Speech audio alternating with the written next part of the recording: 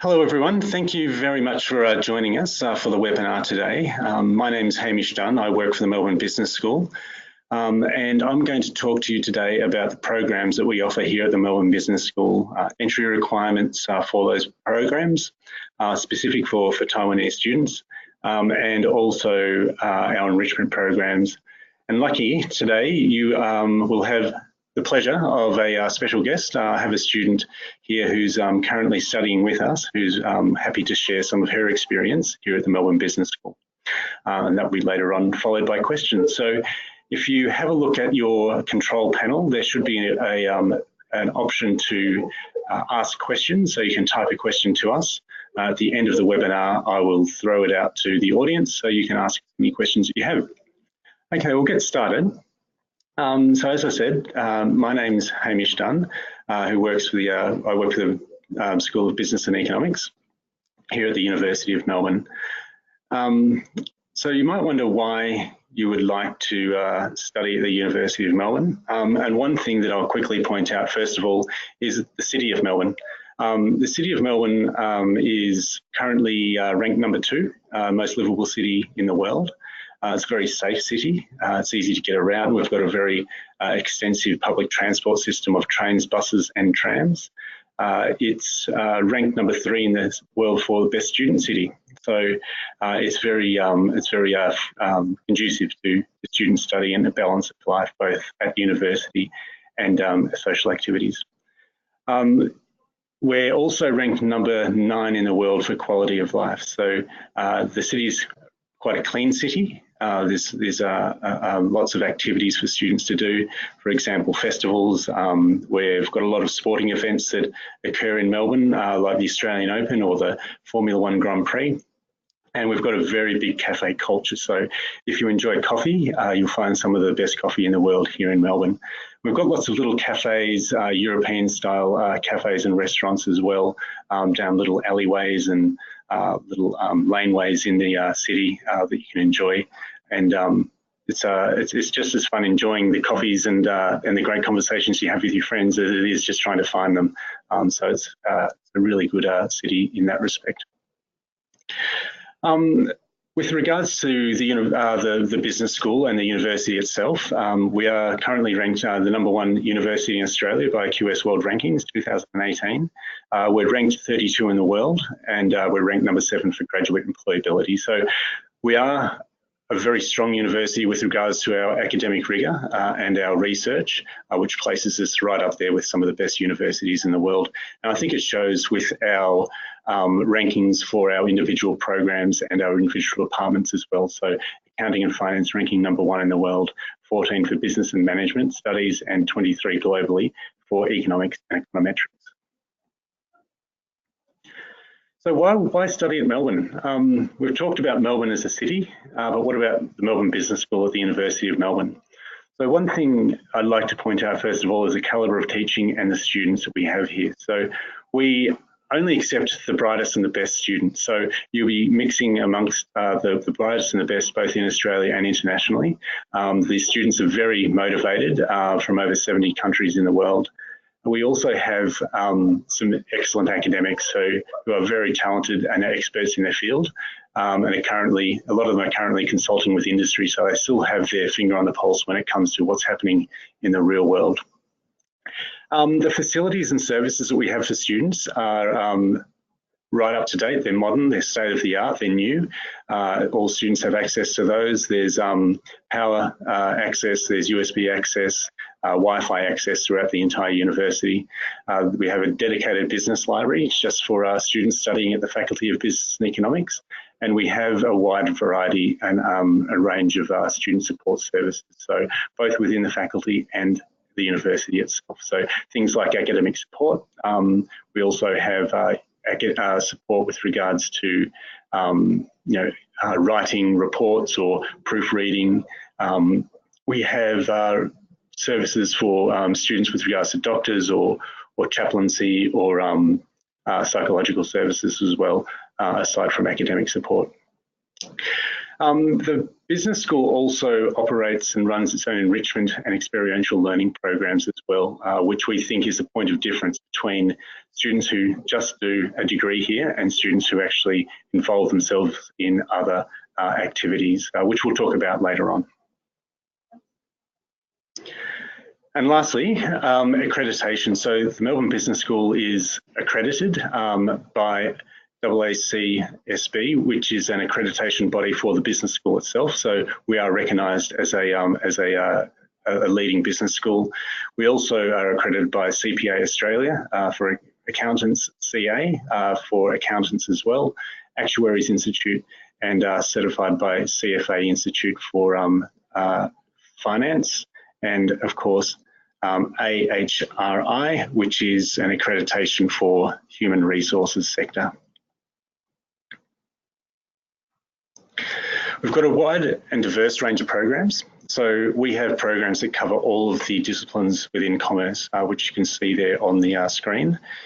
We also have programs for recent graduates, so students who have just completed their undergraduate degree. We have degrees for students who are experienced professionals, so have in excess of 3 years work experience, and we'll have a look at those programs in a moment. We also have programs for students who are looking to change their career path. So perhaps you've done a science-related degree or an arts-related degree and you're looking to move into business. We have programs for you. Or maybe you've already done an undergraduate degree in business and you're looking to change your major. So perhaps you majored in finance and you want to move into accounting, or you'd like to study some accounting to complement your finance major. We have programs that can assist you there. So we'll go through the programs. First, I'll start with our Master of Management suite of programs. These programs are mainly for students who are looking to perhaps diversify. So these are for students who have not studied within these fields before. So the Master of Management in Accounting, or the Master of Management in Human Resources, or the Master of Management in Finance, for students that have never studied accounting or finance or human resources or management or marketing before. So you may come from a non-business background and you'll be looking at the 2-year full-time degree. If you have a business background, you can enrol in the 1.5-year degree, but you are more than welcome to take the 2-year degree, and you may receive exemptions for studies in your first semester. The Master of Management, Accounting and Finance, the one in the middle, is a little bit different. You do need prior studies in accounting and a small amount of study in finance, so maybe at a first-year level, and that's a 2-year degree. That is looking at studying accounting at a higher level than you have in your bachelor degree. And the Master of International Business is similar in requirements and the way it works to the Master of Management suite of programs. For students who are either from a business background or a non-business background who are looking to transition into the business world with regards to international business. It's a 2-year degree for students who don't have a business background, or a 1.5-year program for students with a business background. We also have specialist coursework degrees. So the previous degrees were for students who have never studied business before, or for students who would like to move into a different major. The specialist coursework programs are for students who already have completed a major in those discipline areas. So the Master of Finance is for students who already have a background in finance in their undergraduate degree, and this is a 2-year full-time degree. The Master of Economics, again, is a two-year degree, full-time degree, and you do need a background in economics or a quantitative background. So a mathematically oriented background is required for entry into this program.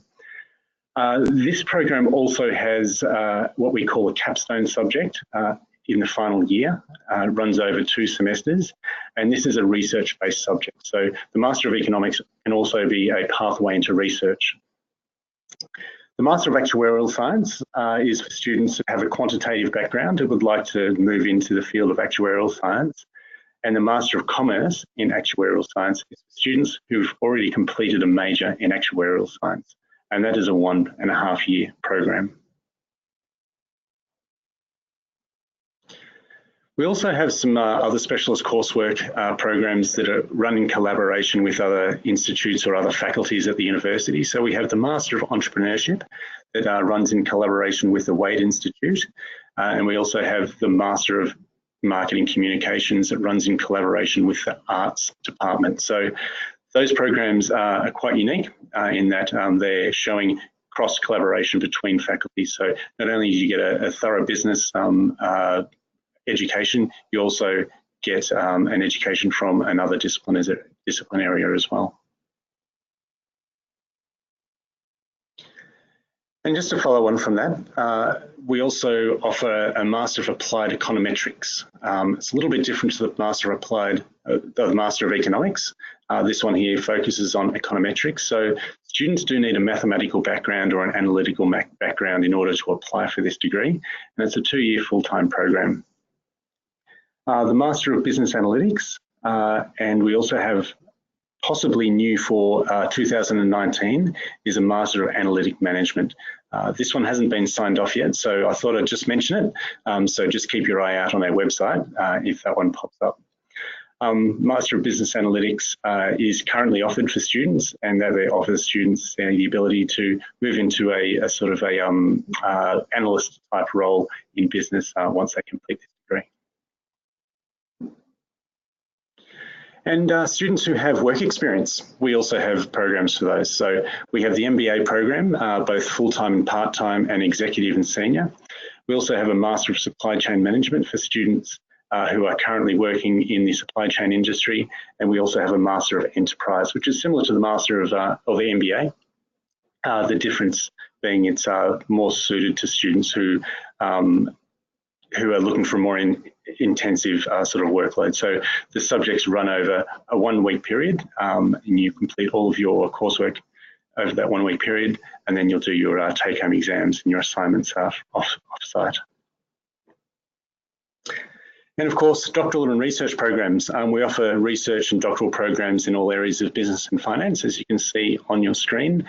Most of them are 2 years of coursework followed by 2 to 3 years of research, apart from the Master of Actuarial Studies, which is 3 years research only.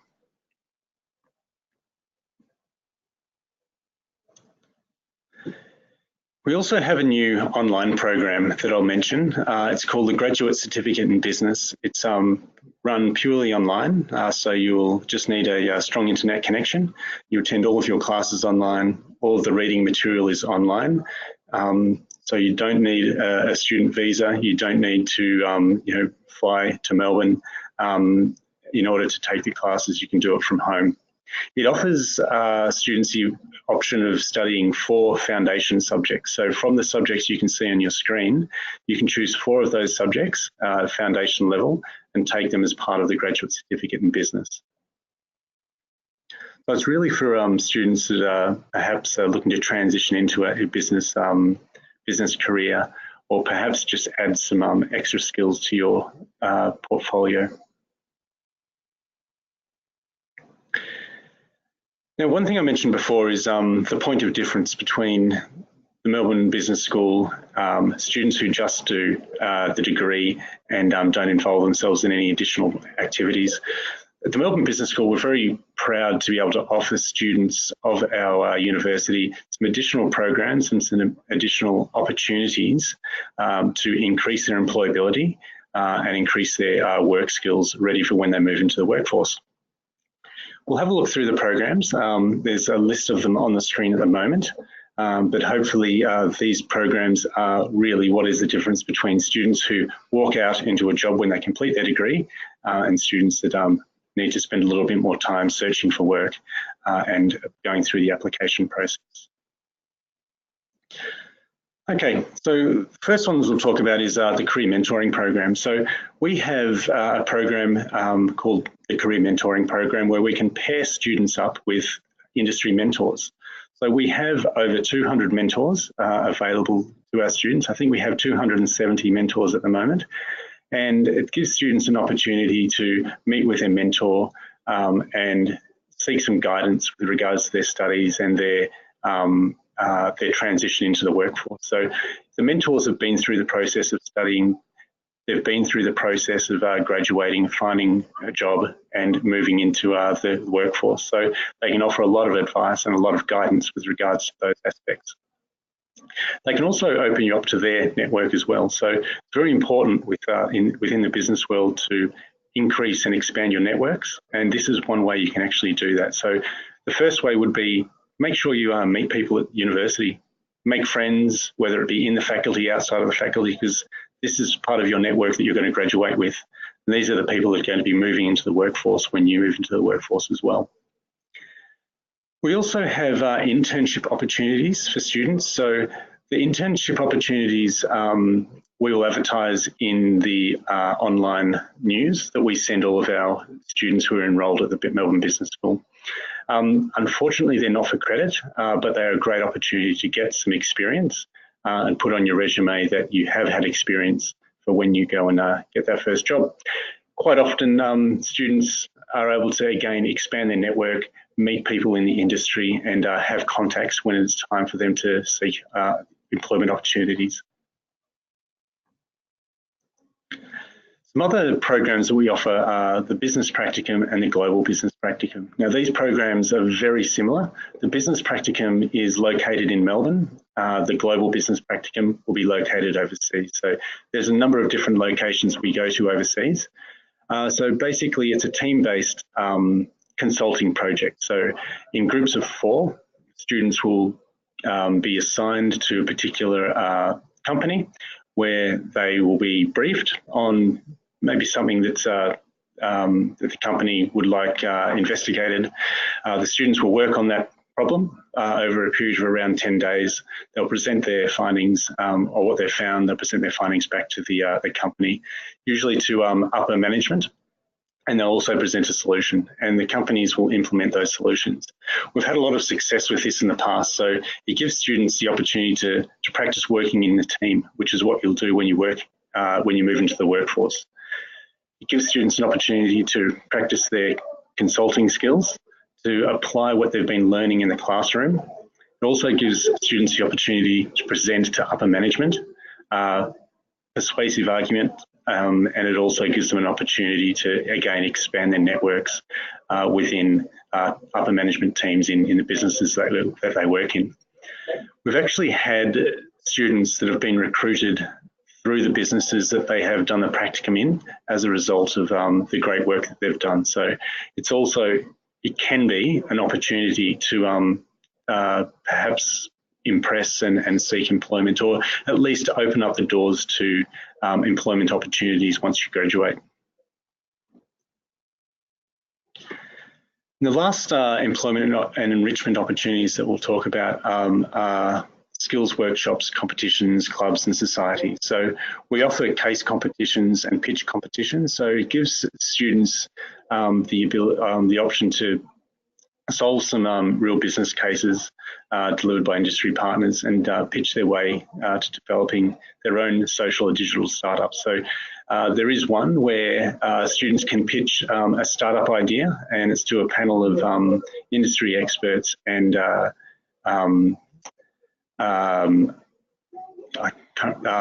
industry angels, I think they call them. So with this program, students actually have the ability to possibly, if they impress, to have some funding put towards their idea and help them establish their business idea. We have skills workshops as well. So we have a series of these. They're free workshops for students who are enrolled in the Melbourne Business School. And they help students develop their employability skills. So these are soft skills that you don't learn in the classroom. These are skills that a lot of people learn when they're on the job. So we can give you a little bit of a head start here and give you some of these soft skills through a series of workshops to enable you to be ready when you move into the workforce. So it could be things like writing your CV. It could be difficult conversations in the workplace, those sorts of things. And last but not least is clubs and societies. So we've over 14 faculty affiliated clubs and societies. They're a great way of meeting new people, of expanding your network. They're also a great way of practicing some of the skills you've been learning in the classroom. So whether it's as a committee member or whether it's as a volunteer, I definitely recommend getting involved in one of the clubs or societies, or you can just join up as one of the members and attend their activities. So they put on a lot of activities throughout the year.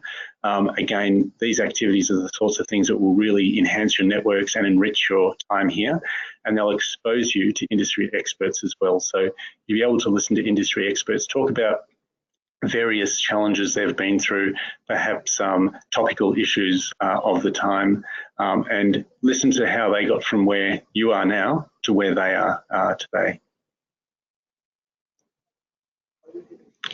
And career outcomes. Of course, everyone wants to know what their career outcome will be, and it's very difficult to answer that question. So career outcomes can vary from student to student. So we have an example on screen at the moment of the types of career outcomes some of our students have moved into. So some students are entrepreneurial, so they're not going to work for a company. They'll go out, they'll graduate, and they'll start their own business. So within 1 year of graduation, they might be establishing their business. So it's very, very diverse. Other students will move into business. And I've got some examples of those on the screen. So within 1 year of graduating, I've had students who've worked for Shell Australia, Ernst & Young, GE Capital, KPMG. Within 1 to 2 years, again, KPMG, Ministry of Foreign Affairs in Mauritius, Mondelez International, and with 4 to 6 years, L'Oreal Australia and New Zealand, Deloitte, Macau, Accenture Australia in various senior roles. So students are well placed to seek some very good and respected positions once they graduate. We have a good reputation in the industry as well. So we actually have fairs on the campus where employers come to our campus to recruit students. So the their careers fairs. So in many cases, students don't actually have to go out searching for companies to work for. They actually come here. So they just need to attend some of those careers fairs. And of course, scholarships. Graduate study is expensive, and there's why the Melbourne Business School offers a very, very comprehensive range of scholarships. I think we offer some of the most generous scholarships in Australia. We have fee remission scholarships. So all of our scholarships are based on academic merit.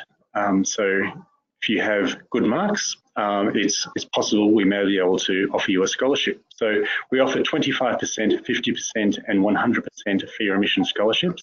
And there's an indication of how much those scholarships are worth on your screen at the moment. Students don't need to apply.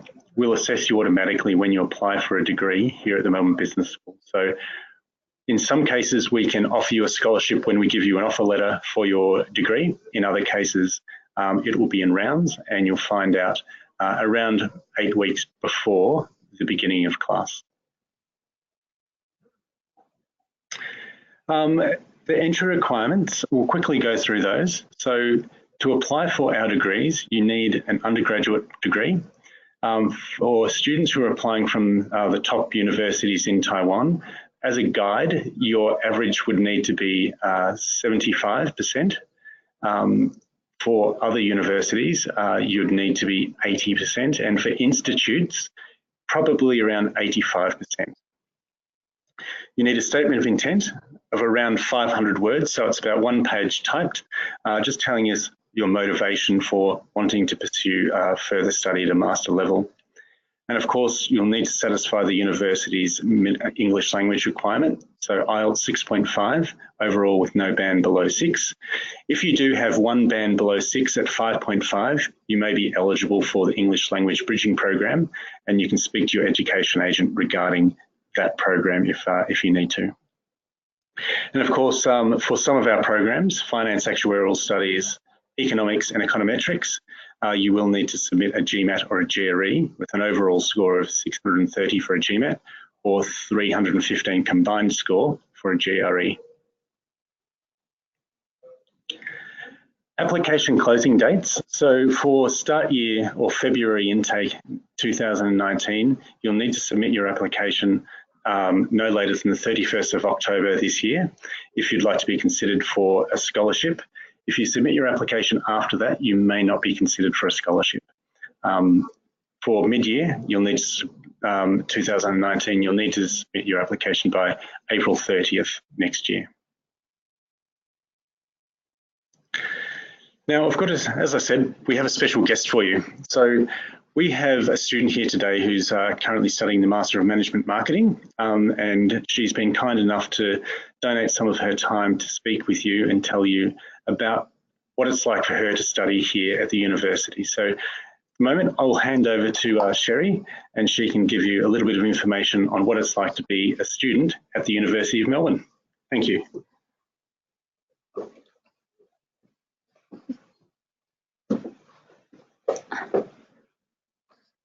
So hi everyone, I'm Sherry from Taiwan, currently studying for Master of Management and Marketing in the University of Melbourne. Hi， 大家好，我是来自台湾台北的佩璇，很高兴今天可以和大家分享我在莫大的经验。Okay, so I know many of you are considering studying overseas. So today I'm going to share some of my experience with you, and hopefully it helps when you are making decisions, and hopefully those things are things that you might be curious or worry about coming to Melbourne. Okay, so let's begin with the studying. Okay, let me turn this off first. Okay, so very different from Taiwan. We only have 12 learning weeks here each semester, and the examination period comes after the 12 weeks. Therefore, it will be relatively intense. And for marketing students like me, we usually have 1 oral presentation and 2 to 3 written assignments, like for each subject. And there are 4 subjects in each semester, so you can imagine how busy students will be during the semester.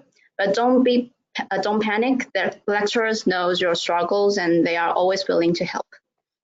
And besides, so by the way, there are lecture recordings for almost every subject and every classes, so you can watch them as many times as you want according to your own learning pace if you missed out something during a lecture or you miss out the whole lecture. But take my advice, like try your best to attend all lectures. If you have ever been to the cram school in Taiwan, you know the difference between videos and face-to-face learning.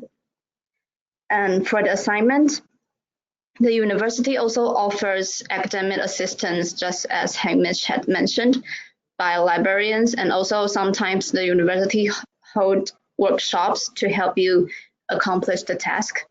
So you will know more about this during the orientation. So I'm going to stop here for this part. And as Hamish mentioned before, Melbourne Business School provides many enrichment programs such as business practicum and exchange programs. So take myself as an example. This July, I went to Kuala Lumpur for 2 weeks for the Global Business Practicum. And hold on a sec. Okay, for the Global Business Practicum. And so my team and I were assigned to a company named RSM, which is the world's 6th largest accounting auditing firm. We are asked to provide solutions for an issue that they are really suffering from, which is the low awareness and the poor management of their social media account. So within the 2 weeks, we did research, we did interviews, and finally, at the end of the 2 weeks, we provide a solid plan by a presentation to the upper management level. And so it was a great experience for me to brainstorming with my teammates and to put my knowledge in practical use, and also to work in a foreign environment and to present in foreign language and in front of the real decision makers. And also I made a big group of new friends with diverse background. for diverse background, I mean like they're from different countries and they're from different majors, and it was really interesting to talk with them. And also I had some very delicious local food at Kuala Lumpur. So talking about this, I mean, my point is that there are lots of opportunities for you to learn and grow in Melbourne Business School. You just have to have a positive attitude and to be aware of the information. So if you look at pictures, the middle part is the slides we present to the companies, and so it's quite formal and I'll say a bit professional. So yeah, it was really interesting, and also there are some sceneries you can see, and also my teammates and my friends. Yeah, it was really interesting if you come to Melbourne Business School. Okay, so for the next part, let's jump to something you might be interested in. So Melbourne is well known for its tasty coffee and pretty brunches that you must try. So these photos are all taken, except for the Asian market, the others are all taken by myself. So you can see there are just a lot of them. And due to the diverse culture, there is a great variety of food, authentic cuisine, including Chinese, Italian, Japanese, Malaysian, Greek, Indian, you name it, everything. And of course, there are some Taiwanese restaurants and bubble teas if you are suffering from homesick. There are also many Asian supermarkets like the picture shows, so you can definitely get the Asian spice and Asian ingredients from your mom's recipe. And for entertainment, there are many tourist spots nearby for you to explore.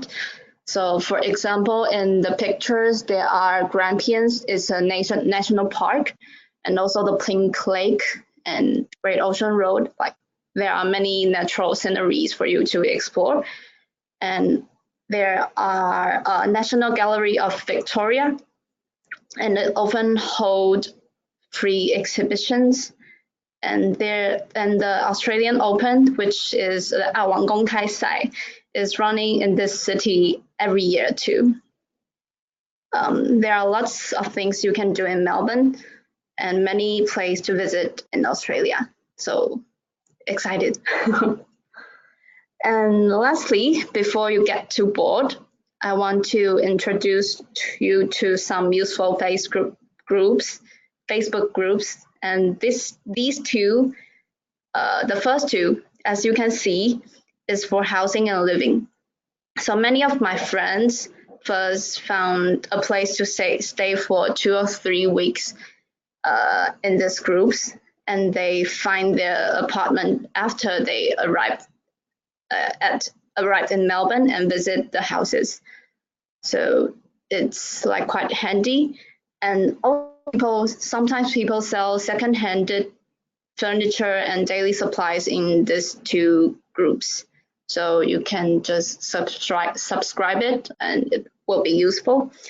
And the one at the very bottom is the group for Taiwanese students studying for master degree in the University of Melbourne. You can ask questions, find people to do sports together, or just simply get to make more friends there. And in September, we're going to have a big barbecue. I think more than 100 people will attend, and they're all Taiwanese, so it will be super interesting, and we will have Taiwanese food together there. So okay, so I'm going to wrap up here. And I enjoy my life in Melbourne very much, and I reckon you will. So if you have any questions, feel free to ask me later, and I'll see you in Melbourne.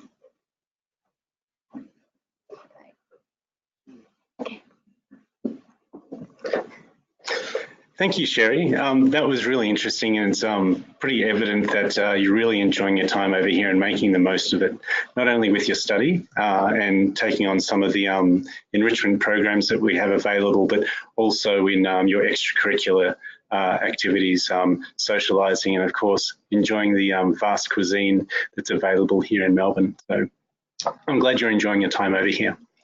That's just about it for our presentation. So now it's time for us to pass over to you, and it's an opportunity for you to ask us any questions that you might have with regards to the presentation today. So you're welcome to ask me any questions. I'm going to get Sherry back in here. Come back in, Sherry.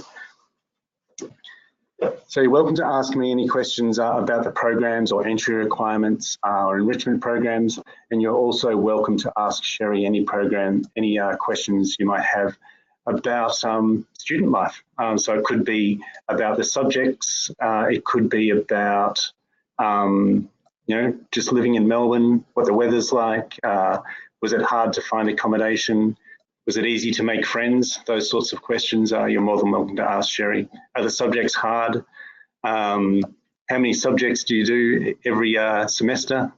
It's up to you. So there should be a questions tab or a button on your console.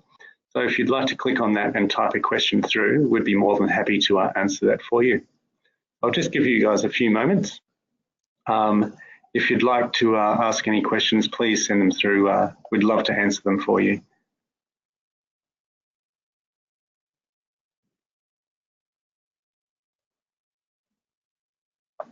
Okay, we've just got a question that's come through. When will we hear detailed information about the Master of Analytics Management program? For example, application date. So the application date for this program will be the same as the other application dates that we saw before. So I'll just scroll back to that slide. So the application closing dates are on screen at the moment, and that will be the same for the new program, Master of Analytics Management. I don't have any more details about this at the moment, so it will be an analytics-based program. It'll be a little bit different from the Master of Data Analytics in that the focus won't be on analysis. So the focus won't be on outcomes of business analysts. It'll be more management of analytics within business. So I can't give you any more information because I don't have it myself, but I do know that the business school is currently working on this brand new program, and we're hoping we can make this available for students in 2019. I know it's getting late in the year, but the only thing I can say is keep watching the Melbourne Business School study page for this program if it pops up. Thank you for the question. We've got one more question here. What does the career outcomes mean? Can you give us more explanation? Thank you. Okay, so we'll just go back to the career outcomes. The career outcomes is the type of jobs that students typically get, or not typically, but the type of jobs that you could get once you complete a degree at the Melbourne Business School.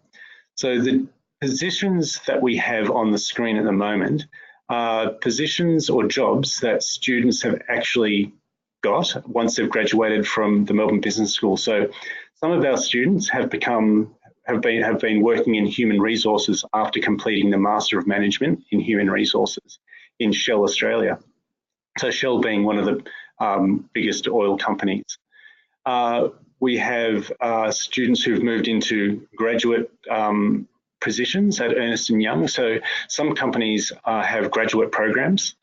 So you can apply for a graduate program. The University of Melbourne has a graduate program itself. And if you're successful, a company will place you in lots of different areas within that company. And once you've completed your company rotation over a year, you'll have the opportunity of applying for a position within that company. Similarly with people who've graduated as an accountant for KPMG or digital user experiences. And as their experience grows within the industry, after 2, 3, 4, up to 6 years, you can see the different positions they've been able to secure. We've got a few more questions that have come through. Let me have a look.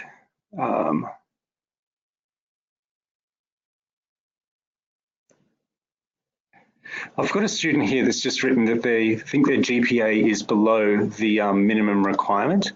And is there any space with the GPA minimum requirement? So I think what they're asking is they're below our minimum, but is there any other way they could maybe get an offer for the programs that we offer here at the Melbourne Business School? What you could do is, if you're just below our minimum, you have two options. You could apply for the graduate certificate in business online, and if you do really well, if you get entry and you do really well in those subjects, those 4 subjects, you could apply to move into one of the master degrees and get credit for those subjects.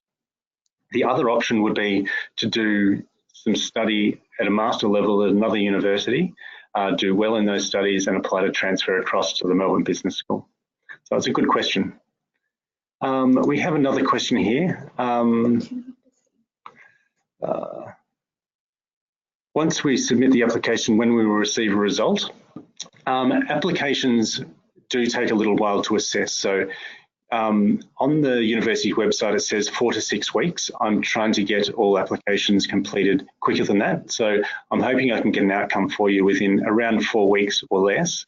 If it takes any longer than that, then you're welcome to let your agent know, and they can contact me directly, and I'll make sure that we get an outcome for you nice and quickly. So usually I would say within about 4 weeks of the submission date, providing your application is complete. So you've uploaded your academic transcripts, your personal statement at the very least. How long will I hear back from the university sending an application? I think we've already addressed that one. How can I apply for the exchange students in management marketing if I'm able to enter your business school? So I think you're asking how can you apply for exchange? We do have over 160 exchange partners around the world.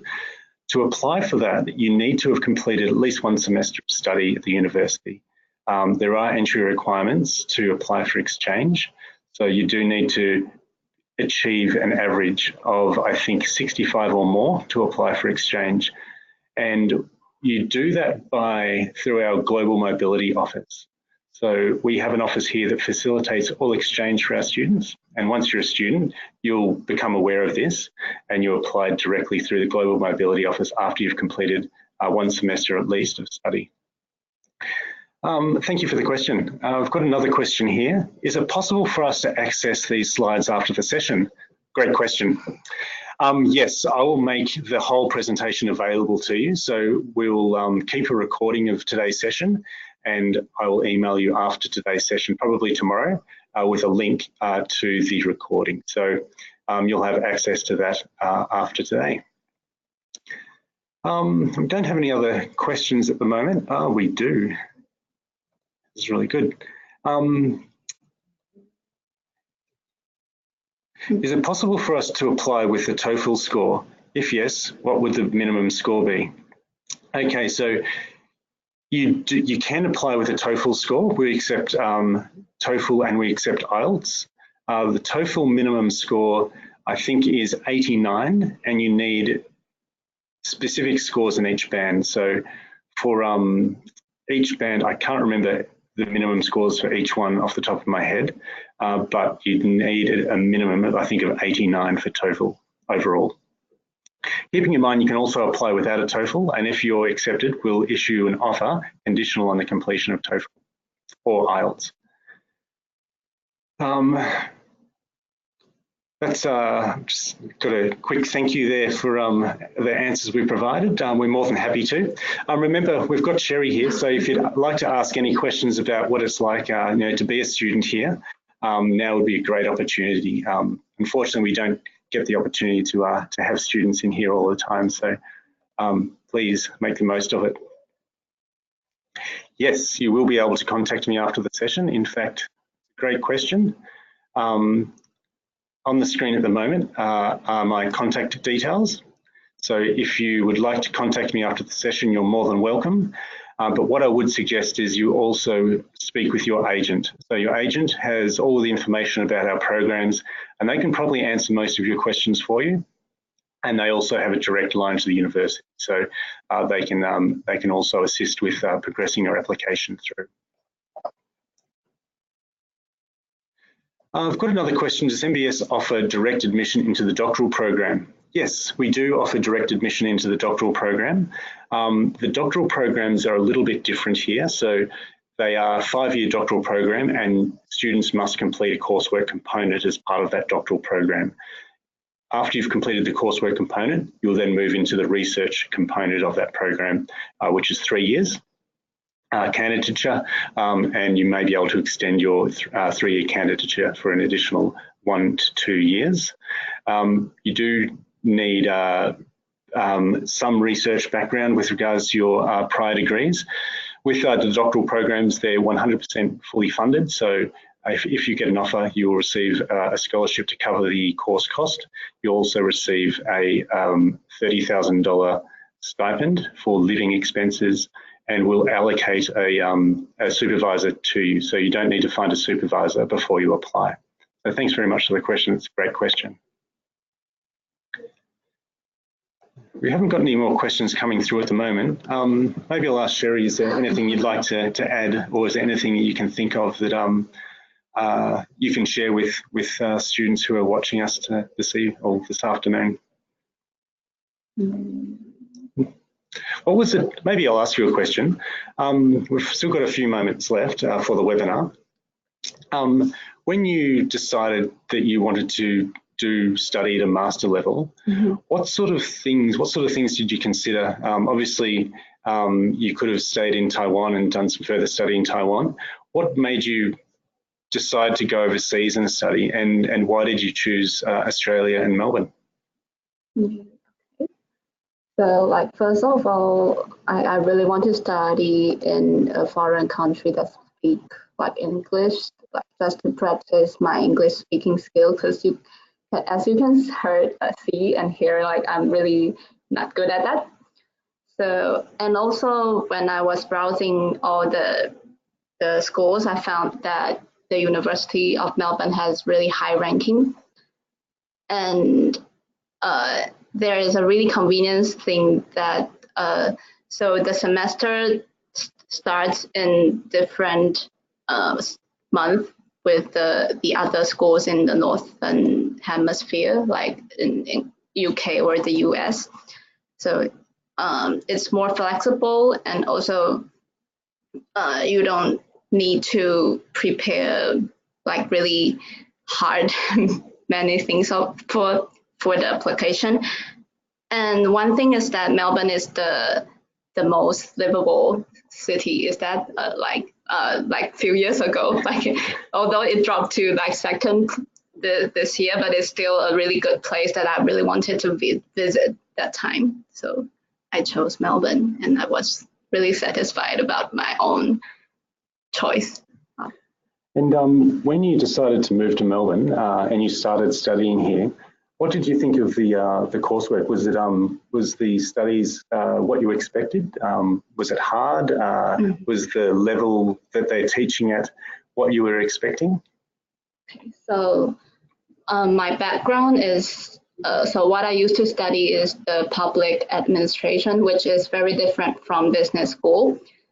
And I think the course I have here is really like suitable for me, like for people who really didn't know much about the business. And like the lecturers, they are really like they taught you a lot of things from the basics and to the like really deep things, and step by step. So it's not really hard for me, but the most challenging part, I think, will be the report writing part and the examination, because like during the exam, you have to write like pages for one questions, and that is not that easy for the second. So for the non-native speakers. And yeah, but lecturers are always willing to help that. And also we have librarians, like you can apply for proofreading and for support. So after like 1 or 2 semesters, you'll be fine for that. Fantastic. And we've just got another question that's come through for Sherry. May I ask if it was hard to cope with the climate in Melbourne for you? That's a great question. Actually, yes, I'll say, because like for these days, like from my friend's iPhone, because I'm not using iPhone, but like iPhone said that yesterday and today is -1 and -2 degree. I just can't believe that. And the wind is very strong, but in the summer it's like really more comfortable than Taiwan because like it's not that hot and not that humid. But the winter is really makes you really want to escape from this place. But you'll be fine. Just bring your puffy, like bring your jackets, bring your thickest coat. You'll survive. That's a really good question. I'll give you some information. So the average temperature during the winter is around 13 degrees during the winter time. In the morning, yes, it can get a bit colder, but the average is around 13 degrees during the winter time. During the summertime, it can get very hot. It's a different kind of heat than Taiwan. Taiwan can be quite humid. Melbourne is a dry heat, so you really feel the heat, and the sun is much stronger here as well. So it feels like it can be burning your skin. So you always have to wear a hat or sunscreen, or maybe an umbrella if you have one. We've just got another question that's come through. What was the learning loads like? Was the learning loads too much for a part-time job for you? Okay. There's one for Sherry. I think it depends on